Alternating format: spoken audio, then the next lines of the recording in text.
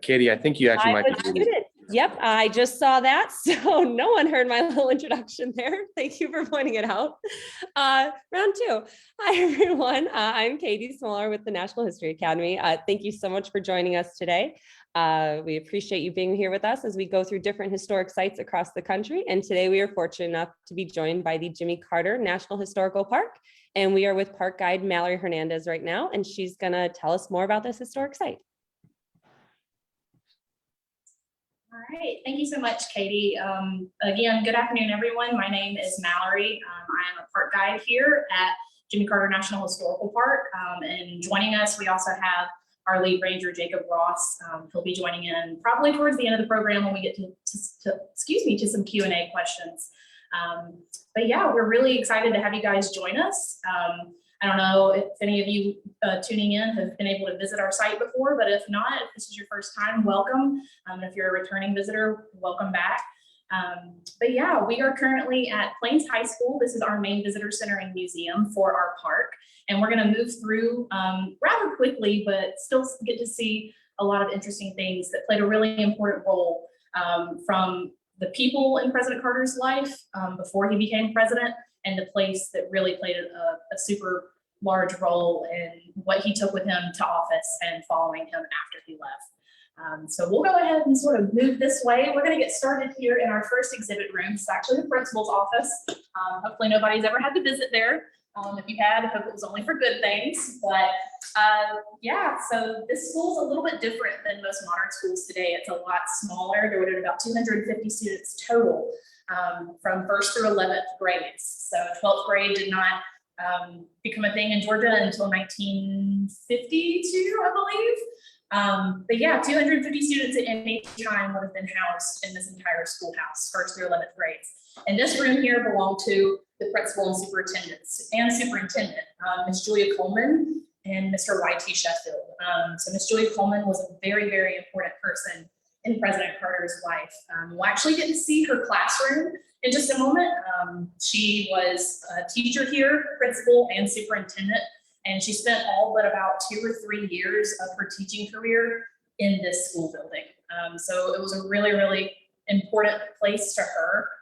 And it just went to show how the school here in Plains was the heartbeat of the community. And Ms. Julia really thought of her students as her family. She did not have children of her own, but she was very dedicated to her students and what she did with them. So much so that she actually would even document a little bit about what life was like here in Plains in the form of scrapbooks. So we're fortunate enough to actually have scrapbooks that she made of her students here.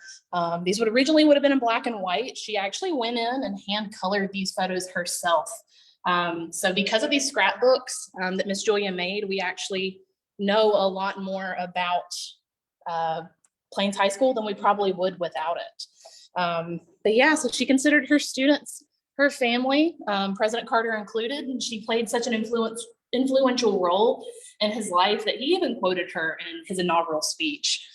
So I think that would be a pretty great honor for anyone to be quoted, but for a teacher to have that kind of impact on a future president just speaks volumes to the kind of person Ms. Julia was.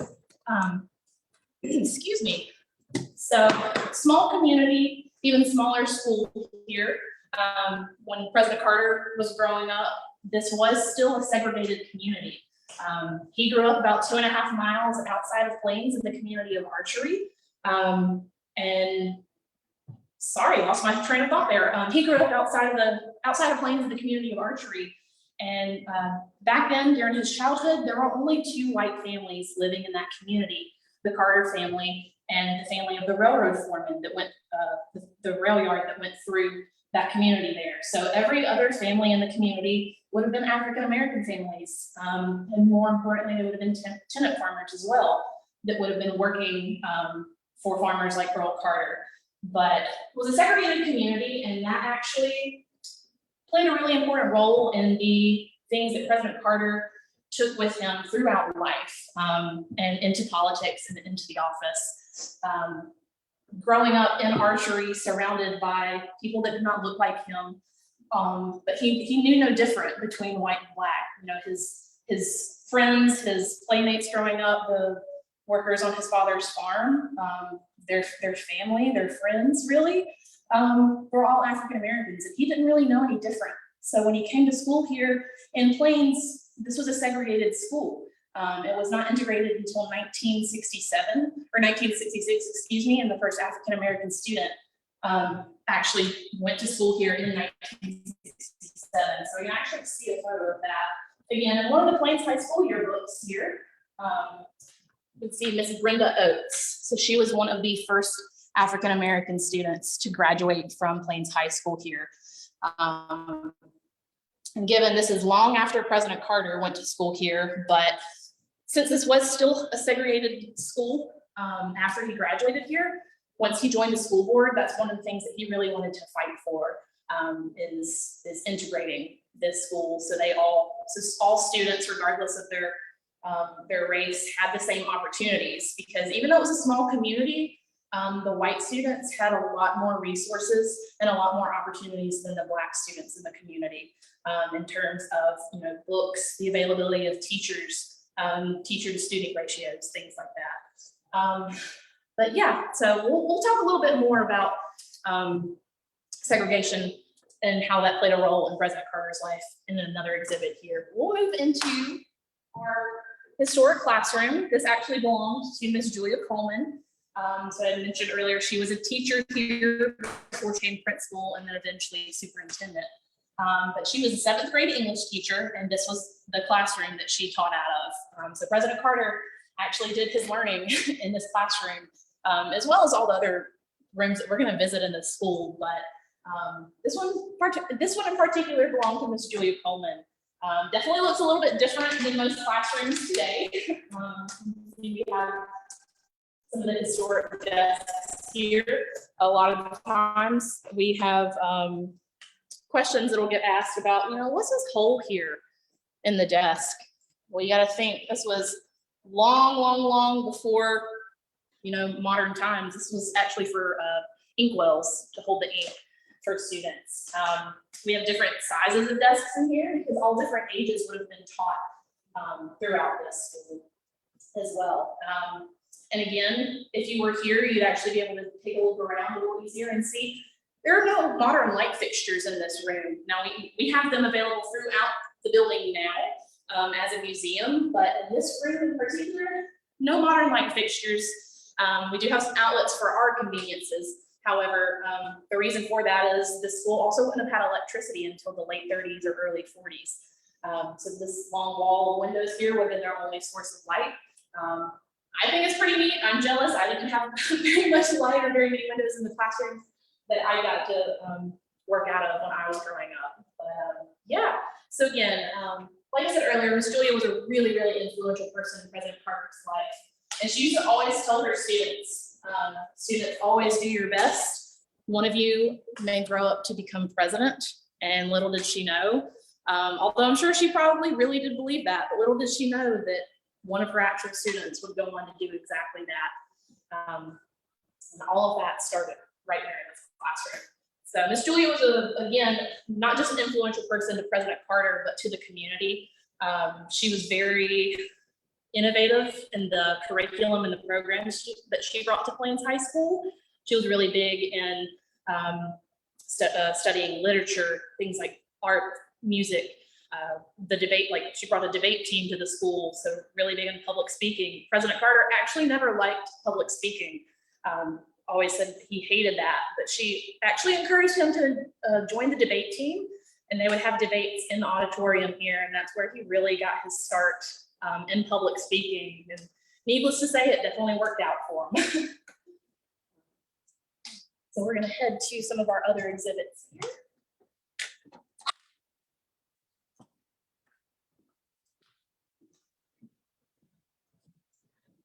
All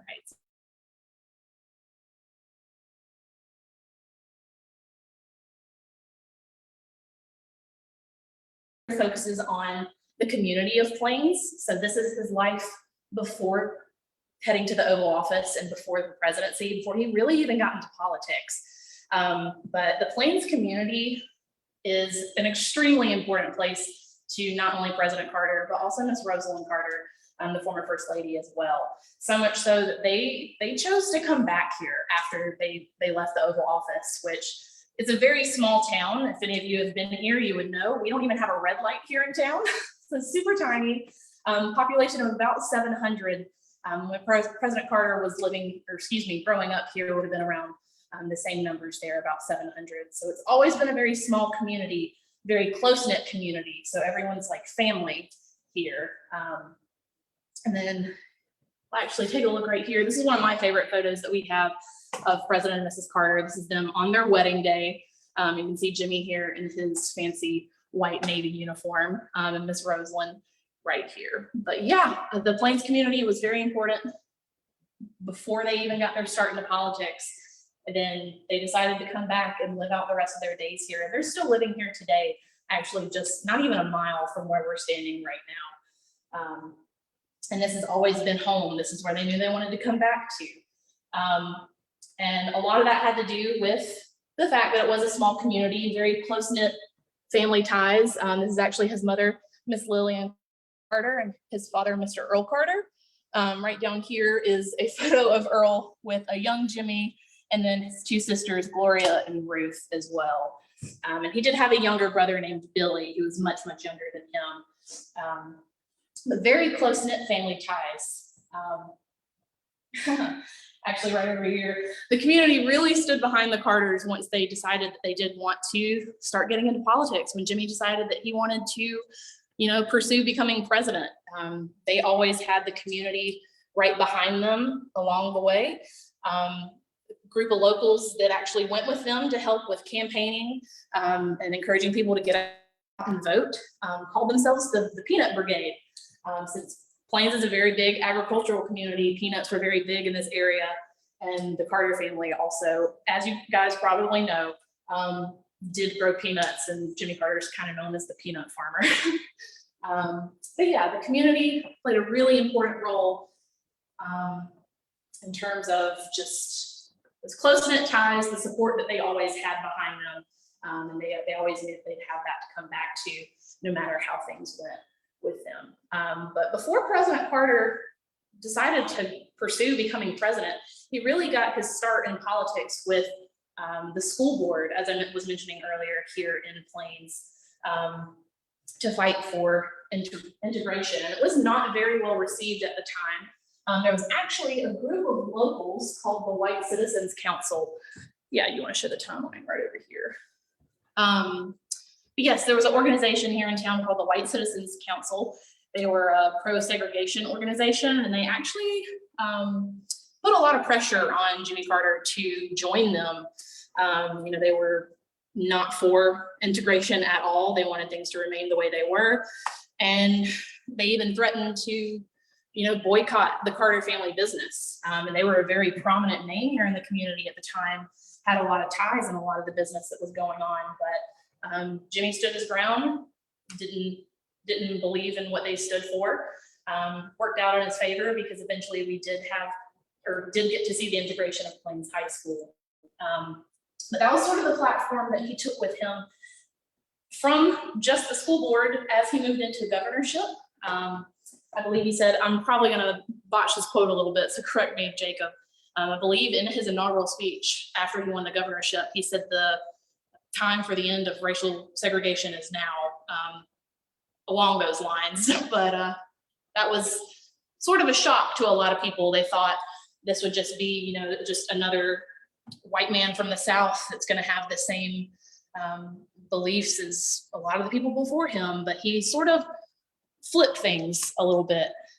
Yeah, we actually have a Time magazine cover from when he won the governorship here. So I think that's probably one of my favorite things we've got here. It's pretty neat. So it says Dixie Whistle's a different tune, as we were talking about him sort of changing how do I want to phrase that? Sort of how the Democratic nominee was perceived in the South, to say.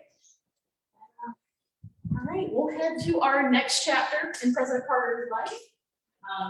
You can see that we have an old peanut sheller as well, since we're talking about the community. This actually came from the family farm. But the next chapter of President Carter's life is obviously going to be leaving governorship, heading into the presidency. And Jimmy Carter was kind of always known as an eccentric president, to say the least. He was always the first to do a lot of new things or things that people hadn't seen before. One thing in particular that he and Ms. Roseland are very famously known for is actually getting out of the presidential motorcade on Inauguration Day, excuse me, walking down Pennsylvania Avenue from the Capitol to the White House. This had never been done before. So typically the president and first lady stay in the motorcade and will ride the length from the Capitol to the White House. But these two decided to walk in an effort to show that they were part of the people, just like you and me and the people that they were representing and serving back then. And this actually instilled a tradition that I think most every president has done to this day since President Carter started that. So he's one of the first to do a lot, and this being included in that. But yeah, so we talked about how important the community was to him, the community of Plains was to him growing up. And he took a lot of what he learned from the community, the people in the community of Plains, and the things that he learned on his family farm. He took those things with him into politics, especially concerning energy and the environment.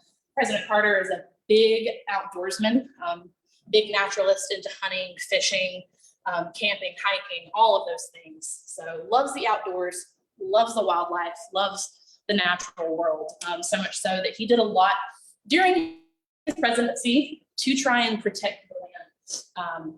Excuse me. In terms of instilling a lot of policy to protect, he set aside, what is it, like 60 million acres in Alaska when he was president. And at the time, he was the first president to have set aside that much land for protection. Is where we get a lot of our national parks, national monuments too. But over here we have a replica of the Oval Office. This is a replica of the Resolute desk that the presidents use in the Oval Office in some fashion. It might be in their personal study or in the actual Oval Office here. This has been used, the real Resolute desk has been used by all but these 3 presidents. So if you do ever find yourself in Plains, you can come have a seat, take your own picture, and imagine what it would be like to be in his shoes. I know we're running a little short on time, but we're about to wrap up. One thing I did want to mention over here, Ms. Roseland played a really large part in politics too. So she really shaped or changed the role of the First Lady when her husband was in office to one. She changed it from a role of more one that was for, I don't want to say for looks, but she really took on an advocacy role for fighting for things that she believed in. Her big platform, even started during his governorship, was fighting for mental health awareness, raising awareness around that, passing certain laws for mental health protections as well. So she carried that to the White House with her as well. And she established the Office of the First Lady. So she was the first lady to do that. The West Wing is often associated, not often associated, always associated with the president. The First Lady, first Office of the First Lady is established in the East Wing of the White House, and Ms. Roseland is responsible for that.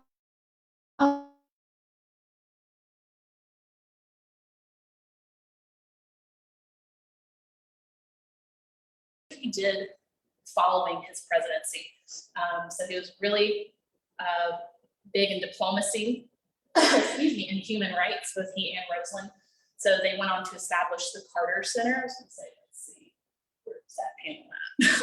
I'm a little dirt around here. But established the Carter Center that went on to help with things like elections in third world countries, fighting diseases in third world countries, and doing a lot of scientific research. They did a lot of work, and still do to this day, do a lot of work with Habitat for Humanity.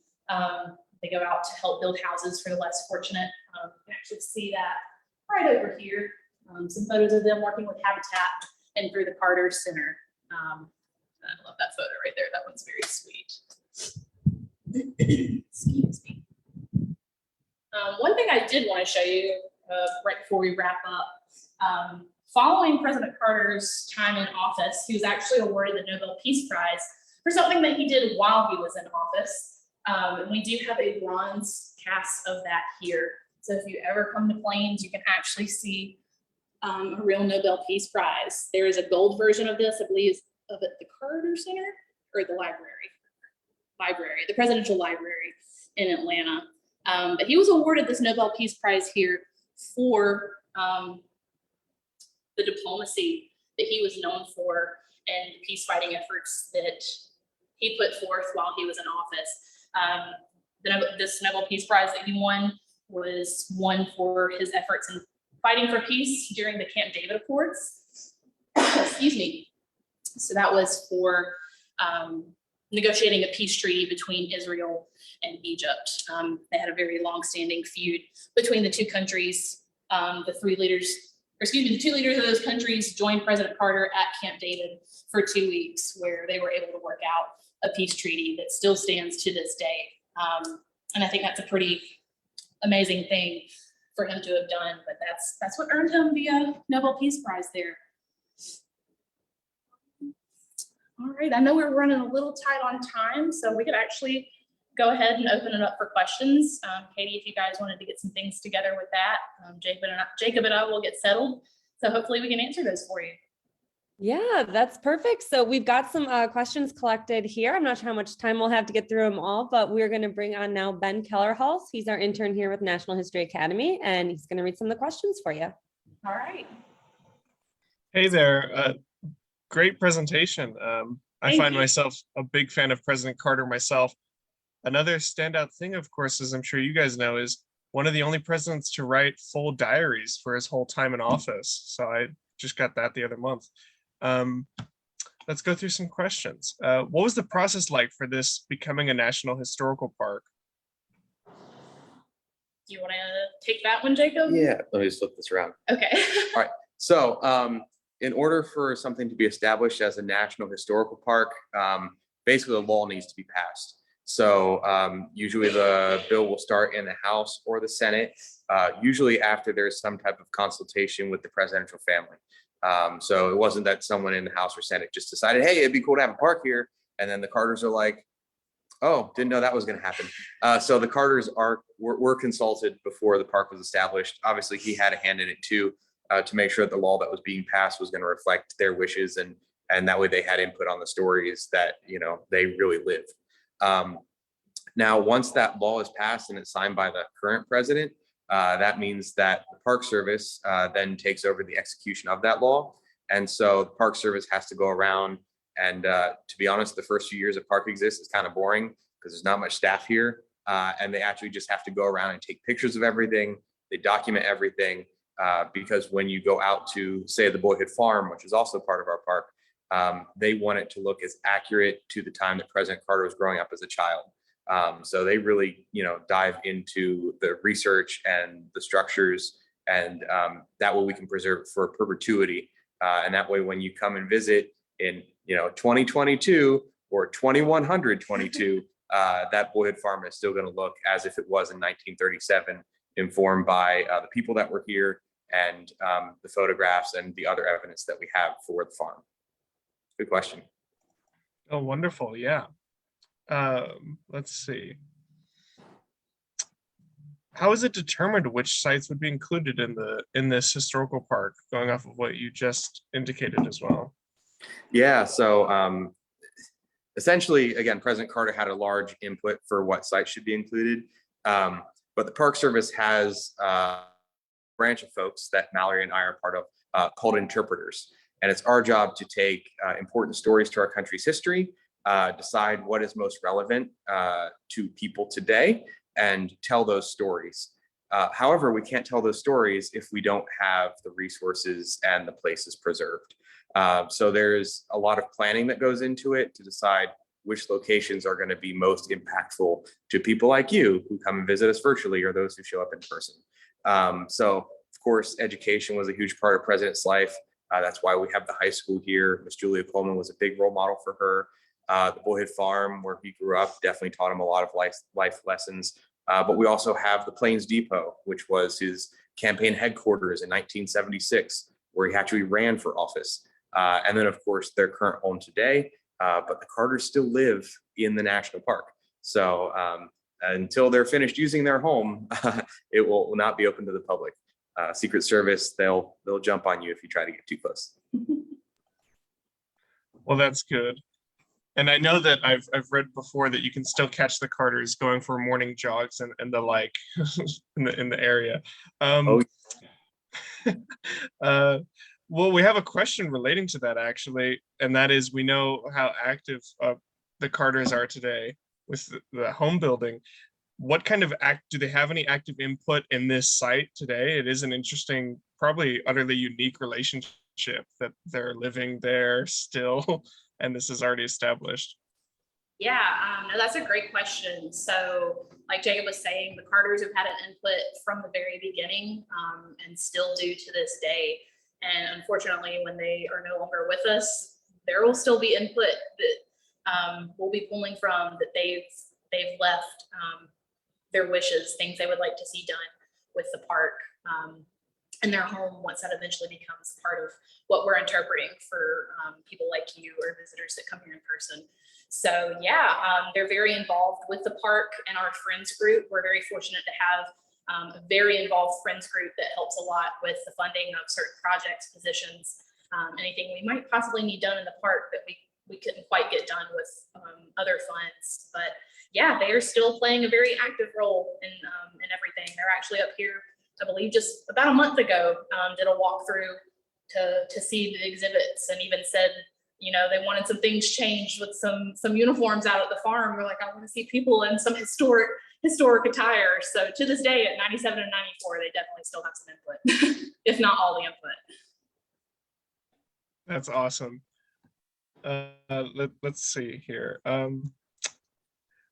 we have some questions sort of rotating around this idea of President Carter's legacy, and probably all of us are familiar with this notion that he was a one-term president, maybe a failed president, and how does the site, to you, what is at the center of President Carter's legacy, and how do you deal with that with visitors?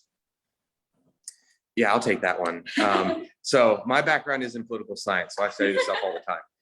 The conventional knowledge from the generation that knew President Carter when he was in office was that he was a okay president, but he's a fantastic former president. And of course, he only serves one term in office. A lot of the scholarship in the next generation is actually changing around that. And now the narrative is more President Carter was ahead of his time. And if we had listened to him at the time, our world would be very different. So for example, Mallory was talking about his environmental policies. President Carter is actually the first president to put solar panels on the White House. He knew that it was very important to diversify energy. A lot of people don't realize this, but when President Carter gets his first job out of college, he joins the Navy, and he wants to be a nuclear engineer on a nuclear submarine. So he was actually a nuclear engineer, right?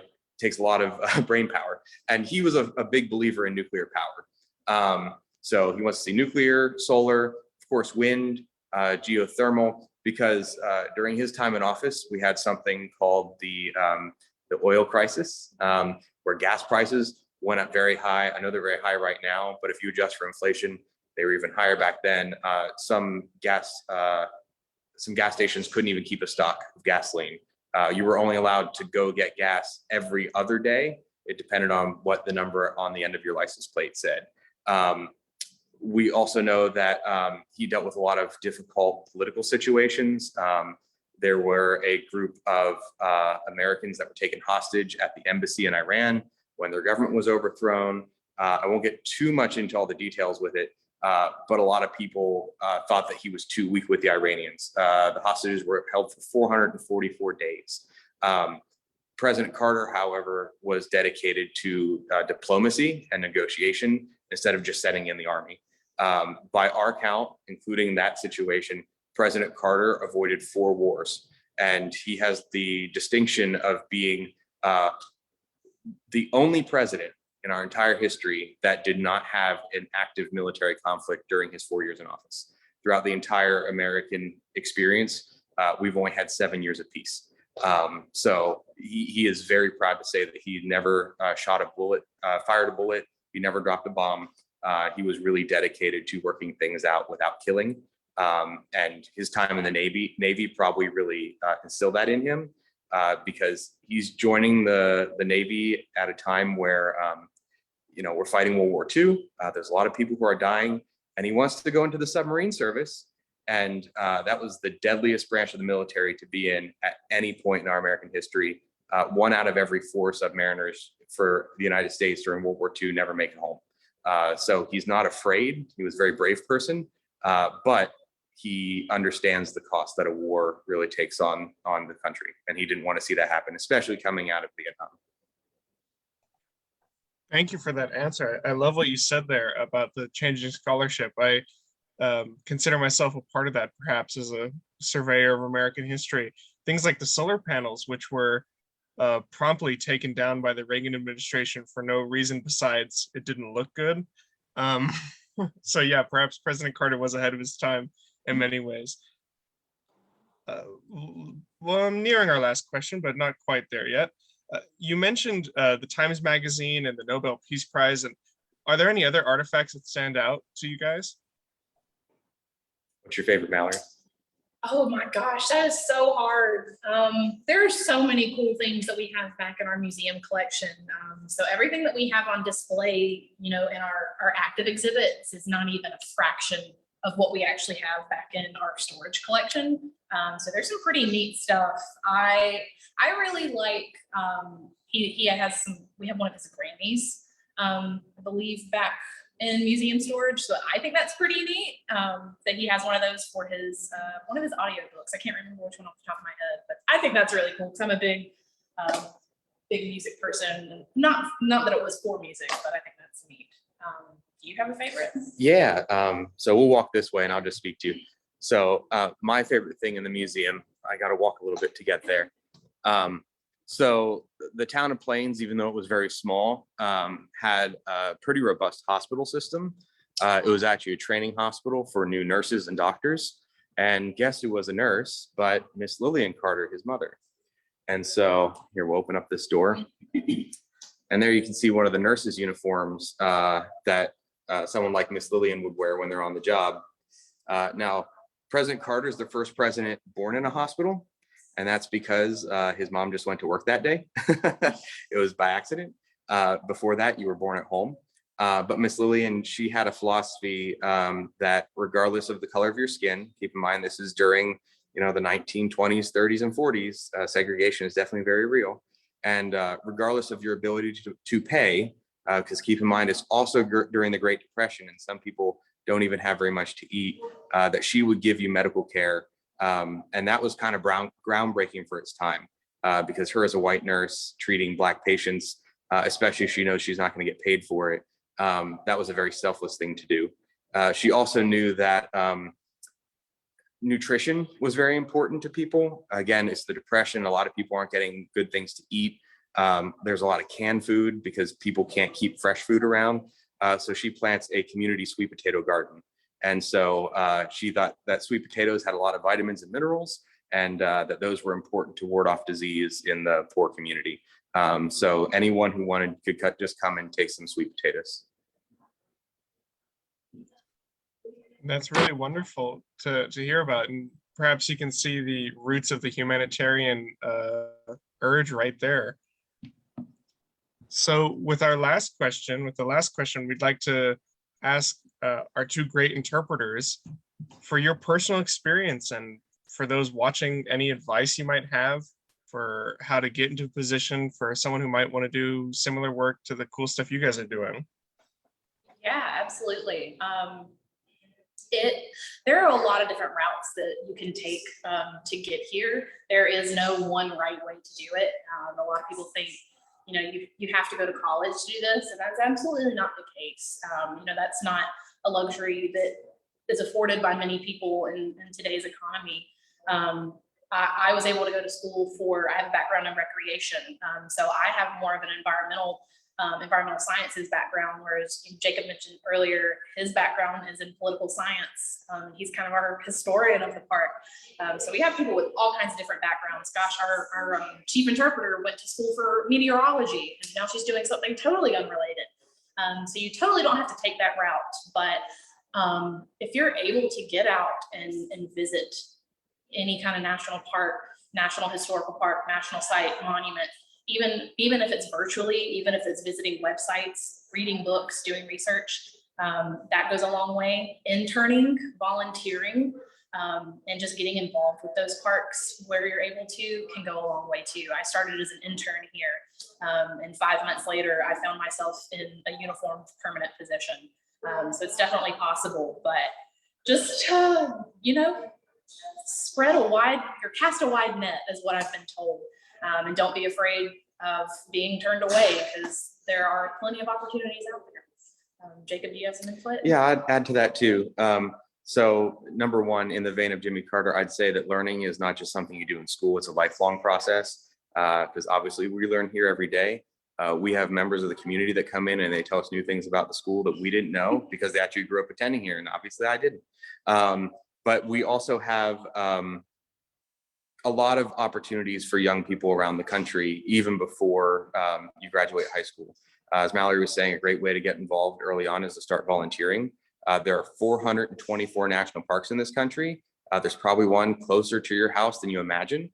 Just go online and Google map of national parks.